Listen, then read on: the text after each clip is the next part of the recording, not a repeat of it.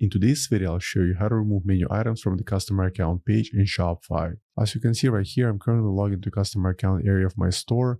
In the header section, there's going to be several menu items such as shop, orders, shipping policy, and contact us. For this example, let's assume we need to remove several menu items such as shipping policy and contact us. To make this change, first we'll log into Shopify admin account. From here on the left side of the screen, click on the content and then select menus. Once the menus page loads, look for the customer account main menu. Let's open it. And right in here, you'll find the menu items. Let's start off by deleting the shipping policy. Let's hover on it, then select trash.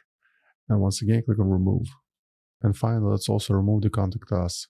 Once again, click on trash icon and confirm the change. And once you're done, at the very top, click on save. As usual, allow a few minutes for the changes to update, then go back to your website and try refreshing the customer account page.